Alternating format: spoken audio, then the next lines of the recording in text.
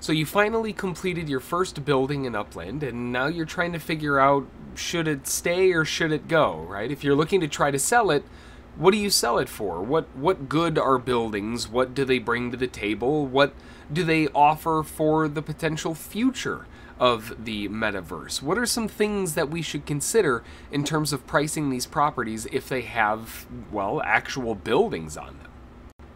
Hey there, John Henry here, Slingshot Futures Trading Group, SSFTG. Welcome to the video. In this one, I wanted to take a look at going over the pricing as to what to value a building at or a house at. So what I'm talking about here, I actually just had a building finish not too long ago here. Let me go over to my structures. There it is. So if I go over to my structure that just finished building, how do I price this, right? I mean, I know what I paid for it because I minted the property, but what is it worth, right? Does the building add anything to it? What can we do with this? So first off, at its core, a building at the moment, or at least at the time of recording this, doesn't really offer us any usefulness at the moment. But obviously with MetaVentures right around the corner, they're already doing test pilots, you're going to need a place to be able to run those out of. It would make a lot of sense then that obviously buildings and everything become a lot more prevalent. So obviously if you're kind of gearing up and you're getting ready to build that metaverse, MetaVentures approach, then you've got to build a house, a building, a place that you can sell out of as an example. And when you go to do that, it's going to cost some Spark in this case. And over the last Spark sale, that's a tough one to say, this just took place actually earlier today and yesterday. So as far as the Spark sale and registration, that just went off. And if we look, the overall value of one Spark, which there were only 75 available to purchase, mind you, each one was valued at a $460 mark. Now, if you were to go down and buy one Spark equivalent in 0.05s, it would cost you closer to $600. It's a lot more expensive, but there's a lot more available, right? There's 2,000 of these. You could actually have bought these multiple times today, comparative to only 75 of the full one Spark, and there's only 150 of the half Spark, such and such and such all the way down the list. So as far as the valuation of Spark, this gives us a very clean idea as to what Spark is actually worth. Now, to go further than that, to create a building in Upland, it requires Spark to build, and later on when there's cars, it's probably going to cost Spark to refuel your car, and all of these different things that we need to keep in consideration when we're talking about Spark. It offers a lot of value in the here and now, as well as future-proof. There's a huge value add when it comes to Spark. It may not have an exact direct value in the sense of buying properties, but the secondary value that it brings to the table is ridiculous. Now, if we jump back over to Upland real quick, and I go in, and let's say as an example, I go to one of my properties that doesn't have anything built on it, and I want to go in and build something. Now, I can click this little up arrow, I can go to build, and then I can choose from the list and, of course, what available Spark I have. Now, if you don't know what Spark you have, how much it's available, etc., if you go back into your character and scroll down, you'll notice right here, you have your total Spark balance, what is staked, and what is available, and then, of course, on exchange there, too. Now, I left 0.1 available to go over and talk about, well, the different prices. So if we look at the different assets that we have available here, let me go to one that I'm not actively selling, and then we'll go into build. Now, when we go into build, we'll see that there are some that I won't be able to build, like this luxury modern house requires 0.3 minimum to go through, and the expected living units is 1, and that might be, again, valuable later on, expected living units 8, etc. But if we go beyond this and we look at something like, let's say, a small townhouse, if I were going to build a small townhouse, there's a 950 Spark hour requirement. And there is a minimum stake of 0.1 Spark, and the expected amount of living space is 1. You can also make a small townhouse that looks a little bit different, same value. Ranch house, which is a little bit more expensive in the hours side of things. So we're kind of figuring out what each of these means and costs, but let's break this down a little bit further. So if we dig into this a little bit further here, and we see that there's 950 Spark hours required, 950 spark hours divided by 24 hours in a day. It's very literal in that sense. That means that that should take, whoops, that's not right, about 39.6 days in terms of that. But remember, this is a little bit tricky because the minimum stake is 0.1. So if I'm staking 0.1, well, then we have to take that 39.5, well, we'll just say 39.56. And remember that this is actually going to have some additional time on it because, well, unfortunately, it's 0.1 spark, not one full spark.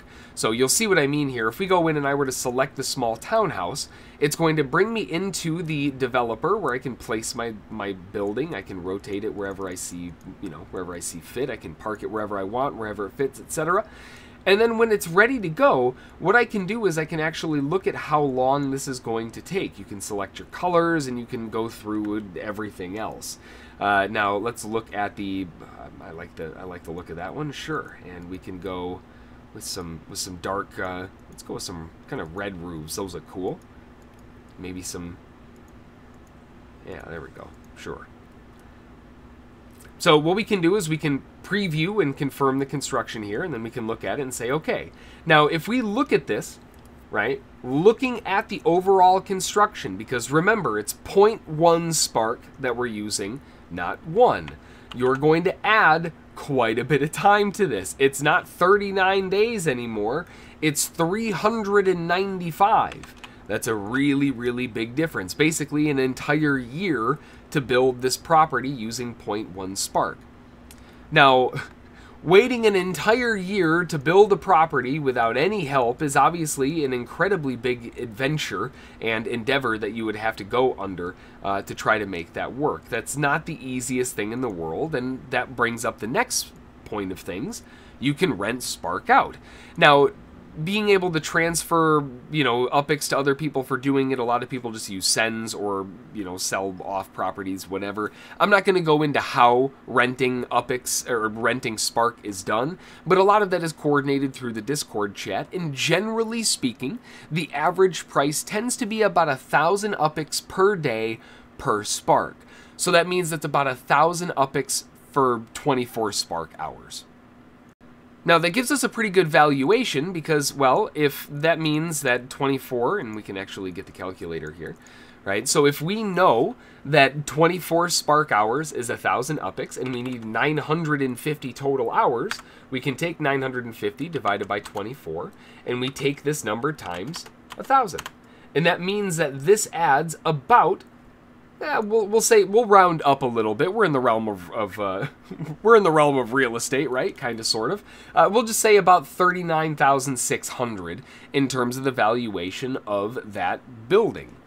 Now, the larger the building, the more expensive, the more time, etc. But based on the average value, at least at the time of recording this, of about 1,000 UPX or about $1 per day per Spark, which equates to 24 Spark hours, that means that this building would be worth about 39,600 or 40,000 rounding up in terms of valuation added to the bottom line.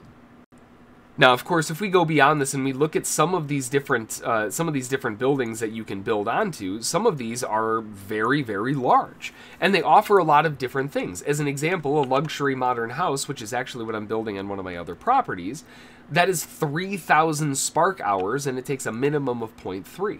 So let me jump over to that building so I can show you what that looks like. Now keep in mind, I don't have a huge amount of Spark. I'm a little bit late to the game in terms of purchasing Spark, but I've got 1.2.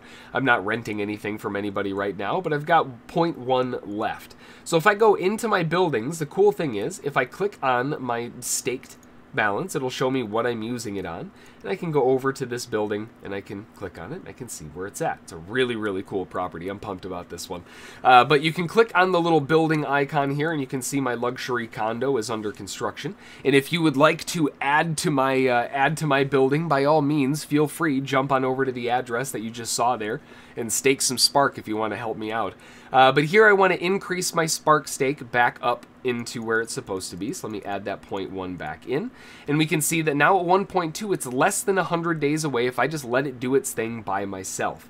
I can choose select, confirm, confirm, and now it's been updated and everything is ready to go all of my Spark within a couple minutes. It might take some time to update, but here we can see that it is now updated and fully staked. If you're staking it on multiple properties, or if you have a lot of Spark staked across a lot of different ones, that's a very easy way to keep track of what's going on. So effectively, to wrap it up now, in terms of the overall valuation of a building, we know that the one building that I was looking at here, my little townhouse that finally just finished, this building, this structure in and of itself, is approximately worth, at the time of recording this, about 40,000 UPIX. Now, that doesn't include the land that it's plotted on, right? That doesn't include anything else, surrounding values, nothing else. But I know that, at minimum, this building is worth at least 44 or 45,000, because that's what I minted it for, and that's how much the building's worth. It's a really good way to at least get you going in the right direction of valuation to make sure that you're pricing things appropriately. Now, if I want to go beyond that and actually price this to sell, I want to make sure that I'm selling everything accordingly too. So let's go in here and see what type of collections this is in, just to make sure that it's not in anything. This one's just part of New Orleans, so nothing special, right? We're not missing out on anything fancy. This is just the first one that I built.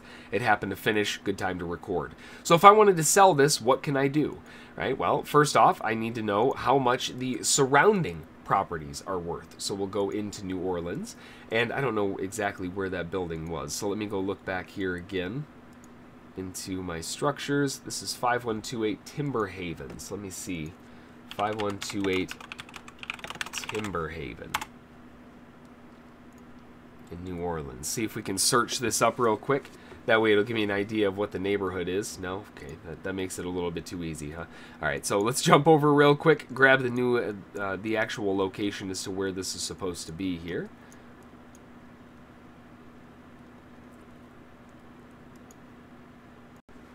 Alright, here I can see my, my building right there. Pretty cool to see it standing proud and tall out there. But if we look, this will tell me that I am in... Hello? Are there words? There's supposed to be words in the area to tell me what zone this is. Maybe let me zoom out a little bit closer and back in again.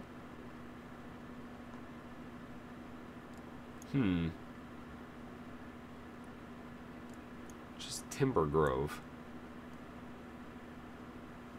Interesting. Alright, let me see if I can find Timber Grove in here. Nothing timber.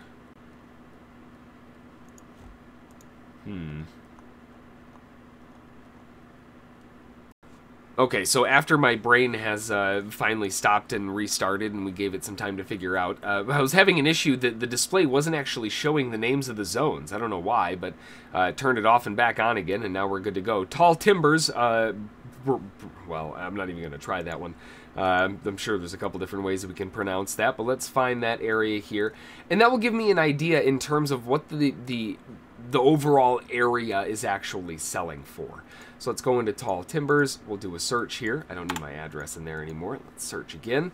And then we can see that the base price, if we go to sale price in dollars and cents, is at about $9.99. The overall lowest markup's about 123%. If we go to UPIX, the lowest markup price is about 157%. So if I look at the overall valuation, if I wanted to make sure that this sold relatively quickly, but still had valuation for a property on it, then I would look at the overall mint value, which is at around $46.64. It looks like the base price of everything in this area is hovering, let's see, the lowest price is $11,004, $12,000, $12.97, $12,000. So at the time of recording this, the base price just off of the actual lot itself, UP squared is 21, this is 36, so it's favorable in terms of sizing, should be around 12,000, right? Well, 12,000 plus the additional, we'll keep it straight with the video, 35,600 means that, let's try that again. That gives us a total of around 47,600. So if I wanted to sell this property, that would be the pricing structure that I would want to price it at, accommodating the overall surrounding values and the fact that I have a building on there that took 950 spark hours. So I don't have any natural affinity to this building in and of itself, but there are meta ventures and everything coming up, so I don't really have an intention in selling this, but that would be how you would price these things. Now, the one that I'm currently working on is one that I'm very excited on, so again, if you have extra spark that you want to throw someone's way and help them out, this one is really, really cool. I'm pretty pumped that I grabbed this one. But up here on the Berkeley launch, if I zoom in, it's on Grizzly Peak right before they go in off into the national park. I grabbed a few properties there, but this is the one that I'm building the old mansion on, and then we'll rock and roll later in the metaverse when we've got our VR goggles, pop some wine bottles there, right?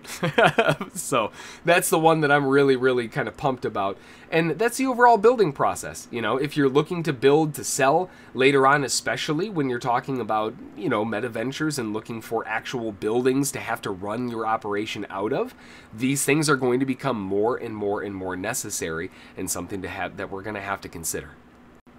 Alright, well that's going to do it for this one. Hopefully you found this useful in terms of pricing your own structures if you're looking to build structures and start flipping them and get them going.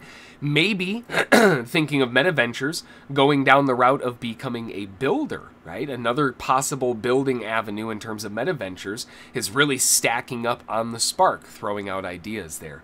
But if you're not in Upland yet, none of that's going to make any sense. So make sure to click the referral link down in the description below and join into Upland. That will get you started with some nice bonus upics. And when you decide to invest and drop a little bit of cash into the game, it'll give you a fantastic bonus on your first purchase as well. And that's always a happy thing. That's going to do it for this one, though. If you have any videos that you need recorded or a topic that you want discussed or something like that, drop them in the comments below and I'll get those covered for you. But otherwise, enjoy, have some fantastic adventures in the metaverse. Hopefully you can find some really, really profitable flips. And with the LA expansion not too far around the corner, or maybe already released depending on when this video comes out, man, it's definitely heating up and I hope to see you in there. Have a great one. We'll talk to y'all later. Thanks. Bye.